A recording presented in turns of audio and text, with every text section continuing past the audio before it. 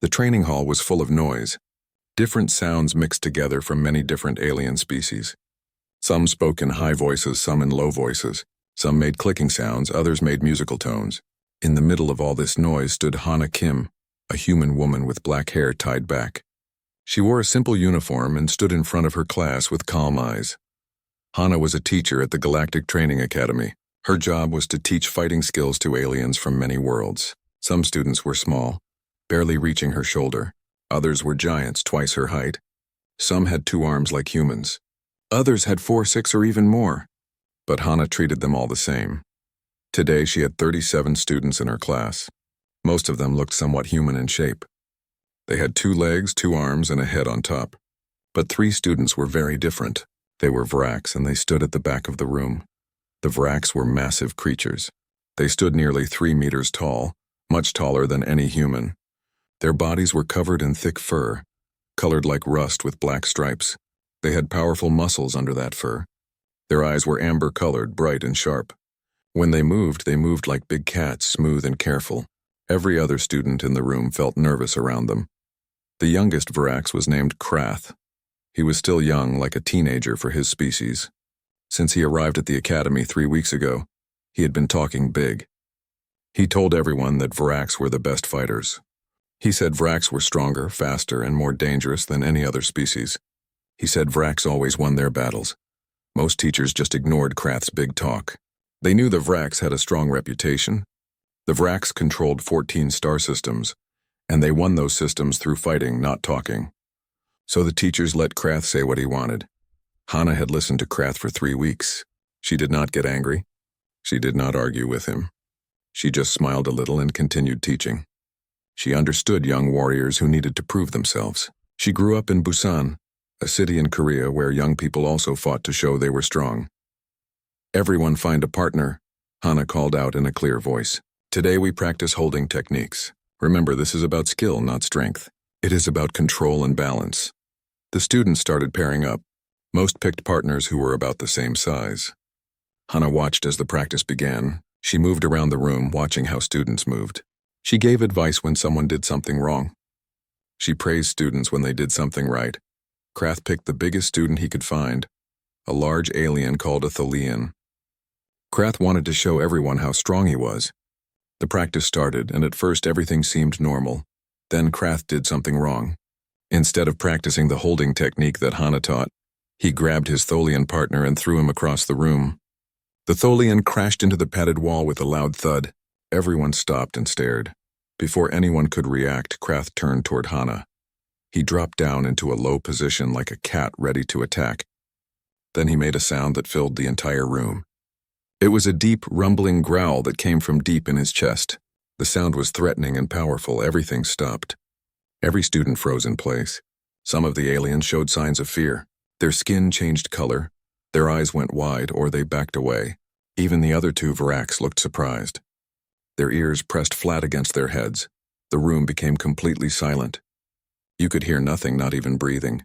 Everyone waited to see what would happen next. This was a challenge. In Varax culture, when a young warrior growled at someone, he was testing them. He was asking, "Are you strong or are you weak?" Hana did not move. She did not back away. She did not look scared. She just stood there looking directly into Krath's amber eyes. Her face was calm. Her body was relaxed. She showed no fear at all. Then something amazing happened. From deep in Hana's chest came a sound that should have been impossible. She made a low, rumbling growl that matched Krath's growl perfectly. It was deep and powerful. It sounded exactly like a Varax growl. No human should have been able to make that sound. Krath's eyes went wide with shock. His growl stopped. Hana took a step forward, still growling. Her eyes never left his eyes. She was saying something without words. She was saying, "I see your challenge. I'm not afraid. I am not impressed." The young Varax took a step backward. He did not mean to do it. His body moved on its own. Hana stepped forward again, matching his retreat. Her growl continued, steady and strong. She was not showing fear. She was not showing anger. She was showing that she was in control. Krath's ears twitched. He looked confused. In his whole life, he had never seen prey that did not run away. He had never met a smaller creature that did not show fear. His instincts told him one thing, But this human woman was doing something completely different. Hana growled a third time.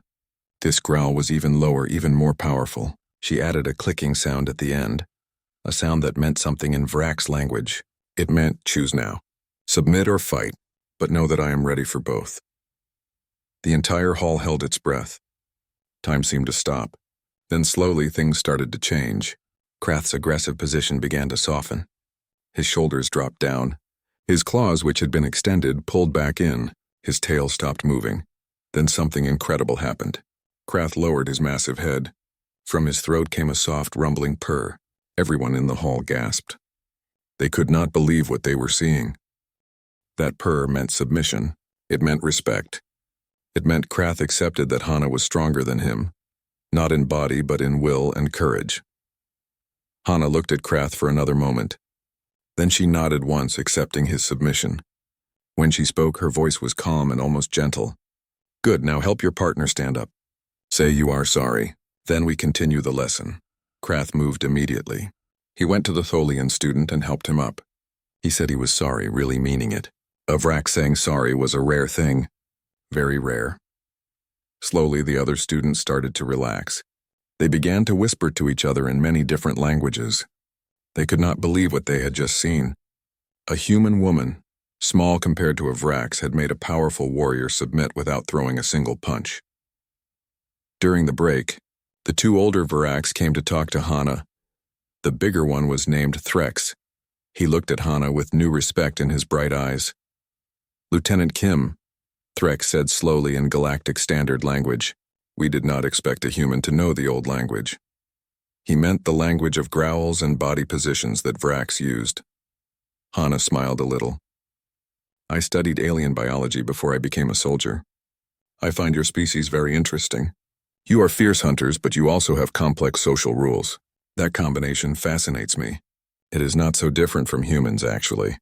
Threx's ears twitched, which meant he was amused. Humans are omnivores. You eat both plants and meat. Many species think of you as prey animals that learn to hunt. We wondered how you would react to a real predator's challenge. Hana's smile grew wider. Humans are hunters who learn to hunt everything, including other predators. We hunt differently than you do. We do not give up. We do not back down. And we certainly do not run away. The two Vraks looked at each other. Then they both dipped their heads in respect. They returned to the group, but everything had changed. Krath kept his distance, but he watched Hana for the rest of the class. There was wariness in his eyes, but also something that might have been respect or even admiration. Nobody knew it yet, but this moment would change everything.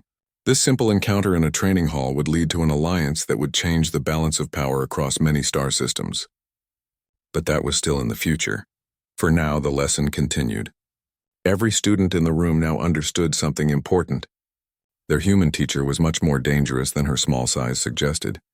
She had faced a predator's challenge and won, not with weapons or technology, but with courage and knowledge, and somewhere deep in space, the Vrak's hegemony, the government that ruled the Vrak's people, would soon hear about what happened in this training hall. They would hear about the human who spoke the old language, and they would be very, very interested. The alarm screamed through Research Station Kepler 7 at 3 in the morning.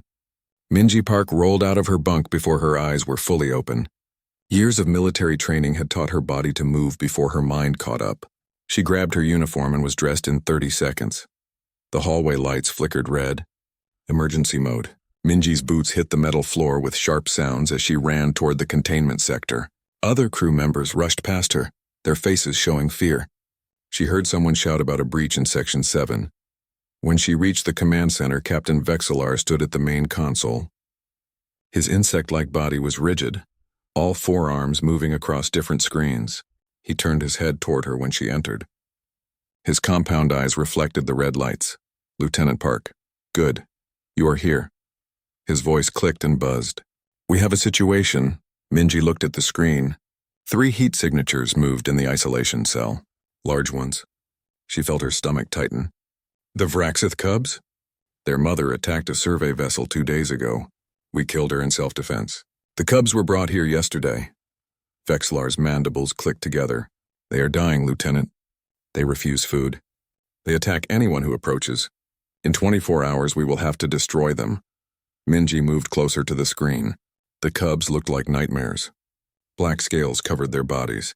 6 legs each, claws that looked sharp enough to cut through steel. Their mouths were open, showing teeth designed for ripping meat. But she saw something else too. They huddled together in the corner. They shook. They were terrified. "Let me try," she said. Vexlar's whole body seemed to freeze. "Try what?" "Let me work with them. Give me 48 hours. Lieutenant, those are Vraxith, apex predators from a Class X death world. Their kind has killed entire exploration teams. Even the cubs are deadly. They are also orphans who just lost their mother." Minji kept her voice calm. "They are scared.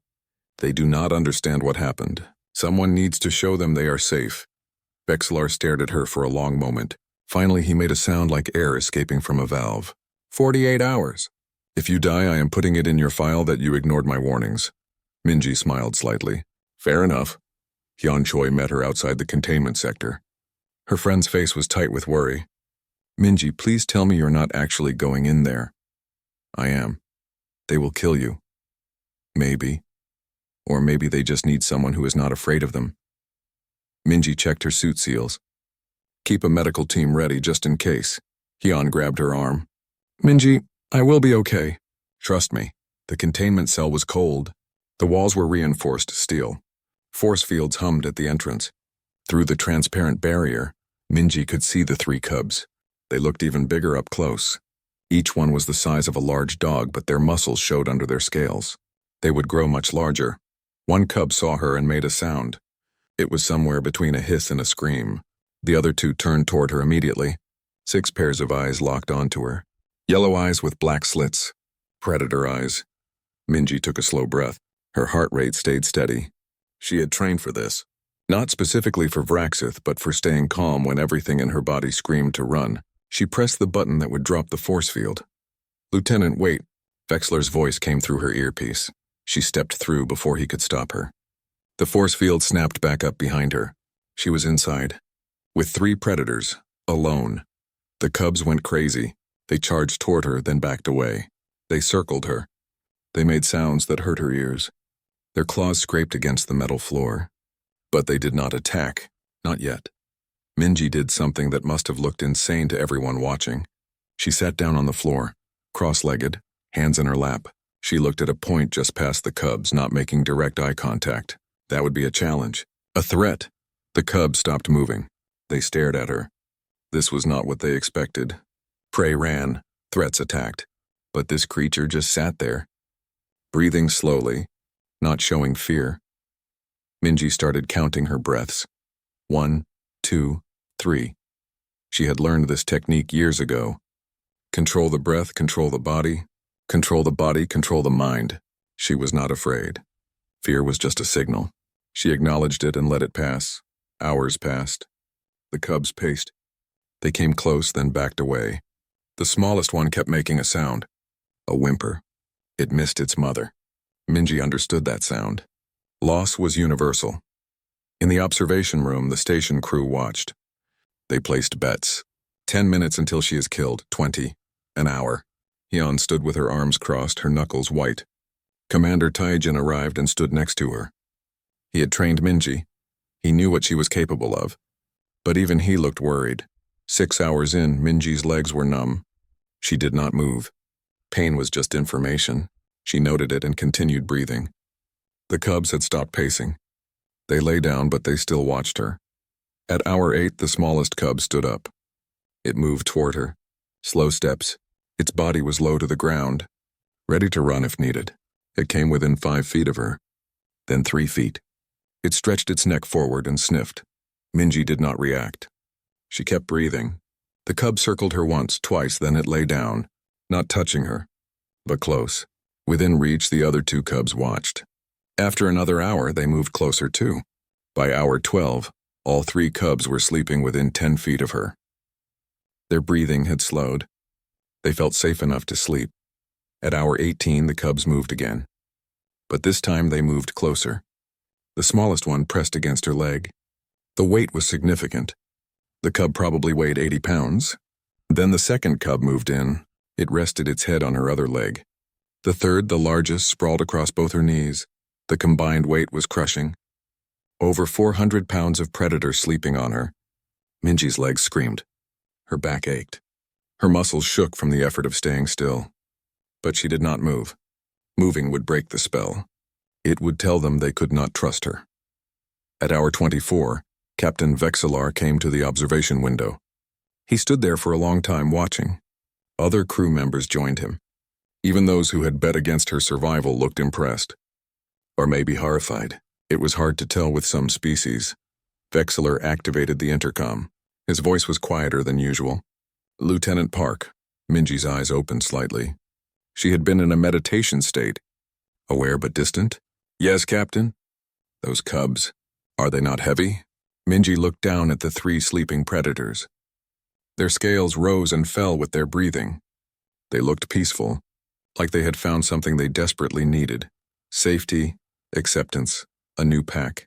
Not anymore, she said softly. And it was true. Somewhere during those long hours the weight had changed. At first it had been crushing. Her body had protested every second. But she had pushed through that. She had convinced herself that the weight was acceptable, then that it was manageable, then that it simply was. Part of the reality she existed in. Now the cubs were not heavy anymore. They were just there, present, real, but not a burden. She had accepted them completely, and in that acceptance the weight had disappeared. Yan understood immediately. She had seen Minji do impossible things before. Her friend had a gift for pushing past limits that other people could not cross. Mental barriers that would stop anyone else just did not exist for Minji. Or maybe she had learned to ignore them so completely that they might as well not exist. Vexillar did not understand. But he recognized something important was happening, something his species might never fully grasp. These humans were strange. They bonded with creatures that should kill them. They showed patience that looked like weakness but somehow became strength. They carried burdens that should break them and claimed those burdens were light. He made a note in his log. Subject: human psychological capabilities require further study. Recommendation: do not underestimate human endurance. They may be physically weaker than many species, but they possess mental fortitude that defies conventional understanding. In the cell, Minji continued to sit. The cubs continued to sleep, and somewhere in that quiet moment a bond formed that would change everything, not just for one human and 3 predators, but for the entire galaxy's understanding of what was possible. 2 weeks had passed since that first night. The cubs had grown. They now weighed over 600 pounds each. Their claws were longer, their teeth sharper, but they followed Minji everywhere like loyal dogs. Every morning she entered their enclosure at sunrise. She brought food and fed them by hand. Raw meat that the station kitchen prepared specially. The cubs ate gently from her fingers, careful not to bite. They knew she was the source of safety and food. They knew she was Peck. Dr. Borum Lee watched through the observation window every day. She took notes constantly. Her scientific mind struggled to explain what she was seeing. The Vraxith were apex predators. They should not bond like this. They should not show this level of trust and obedience. It is remarkable, Borum said to Hyun one morning. She has taught them basic commands: sit, stay, come. They obey instantly. Hyun nodded.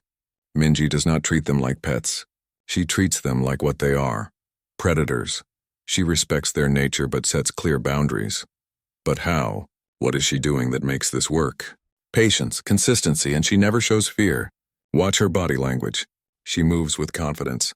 Not aggressive but not submissive either. She is the alpha, and they accept that. In the enclosure, Minji ran the cubs through their daily exercise. She had set up an agility course. Simple obstacles that kept them mentally and physically active. The cubs leaped over barriers, crawled through tunnels, and responded to her hand signals. When one cub got too rough during play, Minji stopped everything. She made a sharp sound. The cub froze. She approached it calmly and pushed it to the ground with firm pressure. The cub submitted immediately, rolling onto its back. She held it there for 10 seconds, then released it. Lesson learned. The alien crew members who watched were disturbed. These creatures could tear through armor. They had killed trained soldiers. Yet here was a human woman controlling them with nothing but confidence and understanding. Then, the Krellians arrived. The Krellian Empire was a warrior. Culture, reptilian, aggressive, they viewed most other species with contempt, especially humans. Their delegation came to inspect the station's research programs. War Chief Grath led them. He was massive, nearly 8 feet tall, covered in battle scars. Commander Tajin met them at the docking bay. "Welcome to Kepler 7, War Chief. We are honored by your visit." Grath looked down at him. "I hear you have tamed Vraxith." "I do not believe it." "Show me." Tajin felt his jaw tighten, but he maintained his diplomatic smile. "Of course. Lieutenant Park is conducting training exercises this afternoon. You are welcome to observe." Grath made a sound that might have been a laugh. "Observe? No, I will demonstrate how true warriors handle dangerous beasts." Tajin felt his stomach drop. This was going to go badly. In the training area, Minji worked with the cubs. They had moved to a larger space now. Room to run. The cubs chased each other, playing. But they always kept one eye on Minji, always aware of where she was. She heard the door open. Looked up, saw the Krellian delegation enter the observation deck. Saw Tajin's worried face. Something was wrong. Her earpiece crackled. Tajin's voice. "Minji, be careful." "The Krellians they want to demonstrate their methods." "What does that mean?" "It means Grath is about to do something stupid." I could not stop him. He has diplomatic immunity. Before Minji could respond, Grath overrode the safety protocols. The observation deck door opened directly into the training area. He walked through. The cubs sensed him immediately. Their heads snapped toward the intruder. Their bodies went rigid. This was not their human. This was not pack. This was threat. Grath marched toward them, his posture aggressive. "These are your fearsome predators?" "They look like overgrown lizards." Minji moved quickly, positioning herself between Grath and the cubs. "War Chief, please return to the observation area. The cubs are not accustomed to strangers. Step aside, human. I will show you how to properly dominate such creatures." He pushed past her, approached the nearest cub with quick, aggressive movements. The cub backed away, growling. Grath laughed and moved closer, trying to grab it. Everything happened in seconds. The cub struck out. Not a full attack. A warning. But Grath stumbled back. The other 2 cubs saw their sibling threatened. They saw Minji's distress. Pack was in danger. All 3 cubs attacked. Minji did not think. She acted on instinct. She ran directly into the attack. She threw herself between Grath and the cubs. The largest cub's claws caught her shoulder. Pain exploded through her body. Blood soaked her uniform. But she did not cry out. She dropped to one knee and made direct eye contact with the lead cub. "Stop." Her voice was firm. Not loud, not angry. Just absolutely certain. The cubs stopped. Mid-attack, their claws retracted. They backed away from Grath but moved closer to Minji, protecting her now. The one who had struck her touched her injured shoulder gently with its nose. Almost apologetic, Minji stood slowly. Blood dripped down her arm. She pointed at Grath, then pointed at the door. The message was clear. Leave. Grath scrambled toward the exit, his warrior pride completely shattered. He had faced combat hundreds of times, but nothing had prepared him for the sight of predators stopping mid-attack because a human told them to. The door sealed behind him. Minji swayed slightly. The adrenaline was wearing off. The pain was getting worse. Yan was already running into the enclosure with her medical kit. "Minji, sit down now." Minji sat. The cubs pressed against her, whimpering. They knew they had hurt her. They did not understand why, but they knew it was wrong. Yan examined the wounds. 8 deep cuts.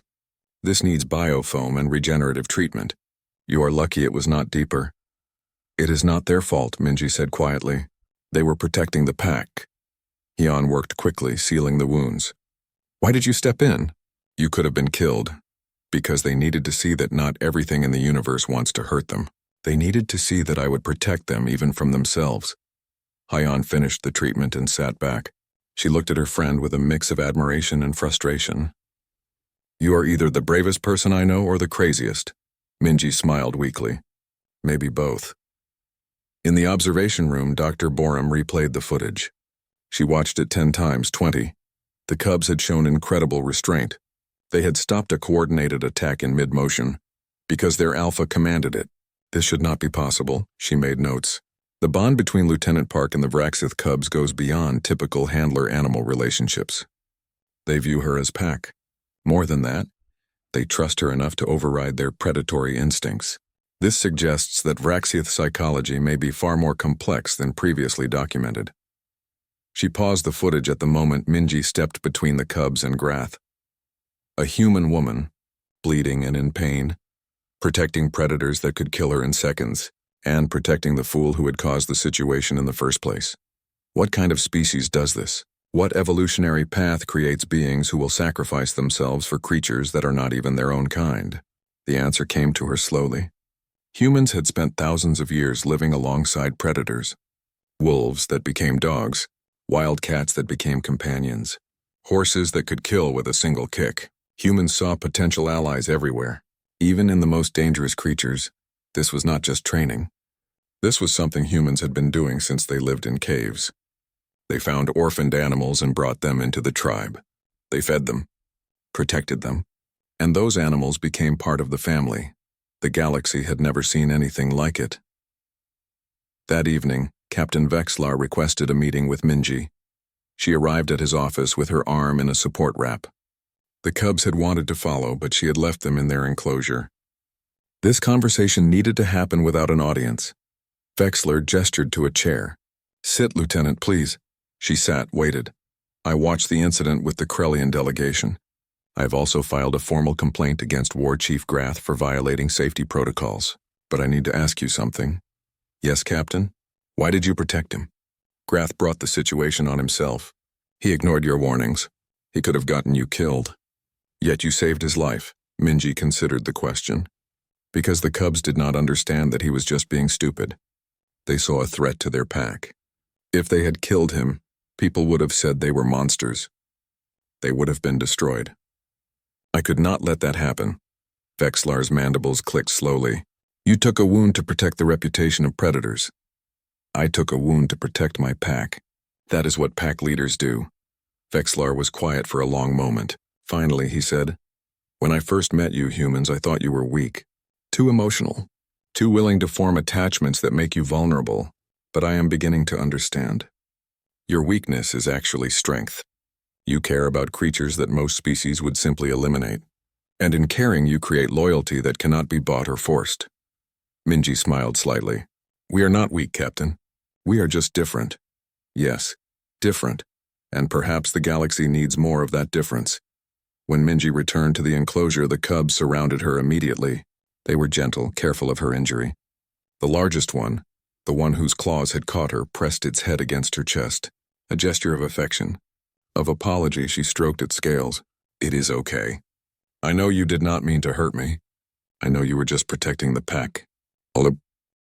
Commander Taijin returned from Earth with news that made Minji's chest tighten. He called her to his office alone. His face was serious. "The Galactic Coalition wants to expand the program," he said without introduction. "They want you to train handlers from other species.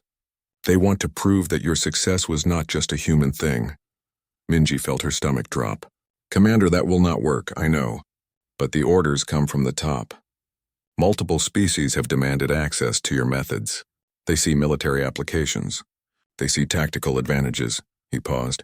"I argued against it. So did the human delegation. But we were outvoted. How many volunteers?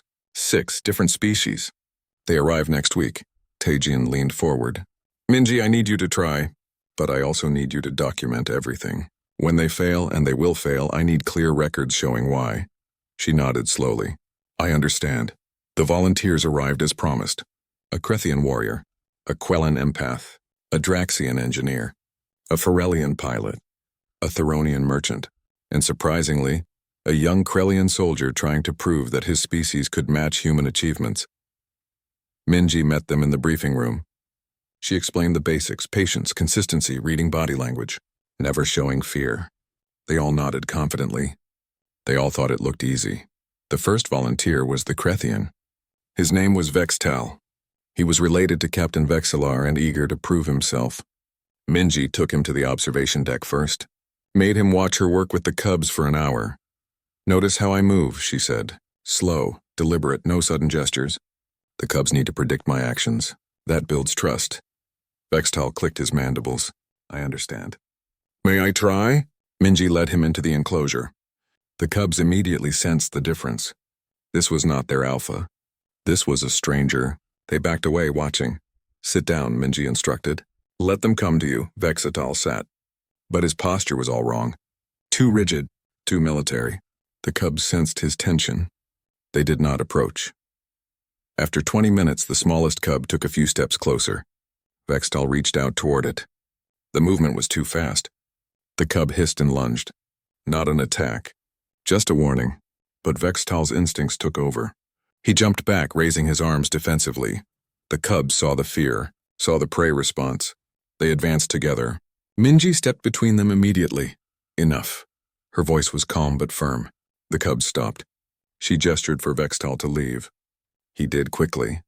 In the observation room, she explained, "Your exoskeleton is strong, but your body language showed fear.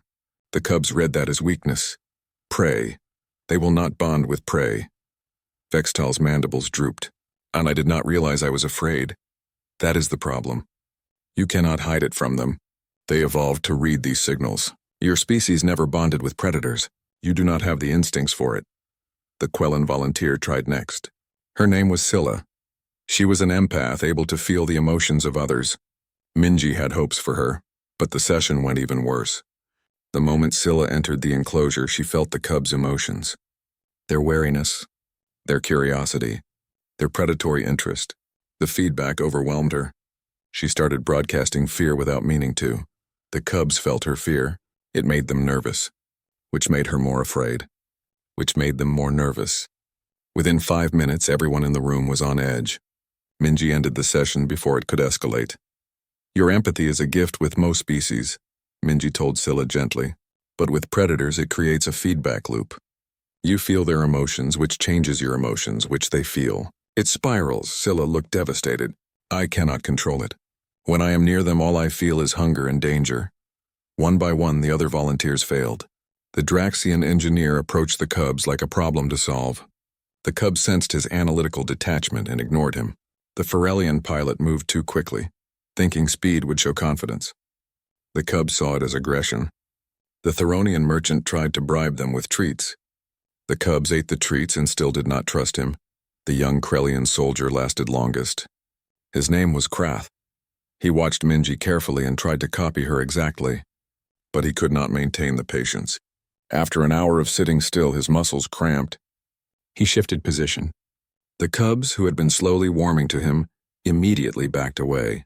Trust broken. Krath looked at Minji with frustration. "How do you do it? How do you stay so still for so long?" "Training, meditation. But also I think it is something humans evolved to do. We are persistence hunters. We can track prey for days. We can wait for hours without moving. Other species are stronger or faster, but we can outlast anything." Dr. Borum compiled the results. Every volunteer had failed. Some failed quickly. Others took longer. But none of them could establish even basic trust with the cubs. She presented her findings to the Coalition Committee via secure transmission. "The evidence is clear," she said. "Lieutenant Park's success is not just about technique. It is about human psychology. Humans have traits that other species lack: extreme patience, the ability to suppress prey instincts, a natural tendency to form pack bonds with other species. These are not learned behaviors. They are evolutionary adaptations." The committee did not like this conclusion. It meant humans had a capability that could not be replicated. It meant acknowledging human superiority in at least one area. Some species found that unacceptable. The response came a week later. The coalition ordered a new program. They wanted to separate the cubs from Minji. They wanted to test if the bond would transfer to other handlers once it was established. If the cubs would accept new alphas. Taijin delivered the news personally. His face was grim. "They want to take the cubs away," Minji said flatly. "Not permanently. Just temporarily. To see if they can adapt to new handlers. They will not adapt. They will shut down. Maybe die. I know. I told them that. But they do not believe it. They think you have exaggerated the bond." Taijin paused. "I am sorry, Minji. I fought this as hard as I could." Minji sat down heavily. For the first time since this all began, she felt the weight. Not the physical weight of the cubs. The weight of responsibility. The weight of knowing that her decision could determine if 3 creatures lived or died. "When?" she asked quietly. 48 hours. Security teams are being deployed to ensure the transfer goes smoothly. Security teams. They are expecting resistance from you? Yes, Minji, please. Do not do anything that will ruin your career. I need you to trust the system. She looked at him. The system wants to kill my pack to prove a political point. Why should I trust it? Taijin had no answer. That night, Hyun found Minji in the enclosure. She was sitting with the cubs as usual. They were sleeping, piled around her. The scene looked peaceful. But Hyun knew her friend. She could see the tension in Minji's shoulders. You are planning something, Hyun said. I am planning to protect them. Minji, they will die without me. You know it, I know it. Even the coalition knows it, but they need to prove that humans are not special. So they will sacrifice 3 lives for their pride. Hyun sat down next to her friend. What are you going to do? I am going to show them exactly what separation means. I am going to demonstrate the bond so clearly that they cannot ignore it. Minji looked at the sleeping cubs. And then I am going to make them choose. Save the cubs or maintain their pride. That could end your career. I know. You could be court-martialed. I know. Hyun was quiet for a moment.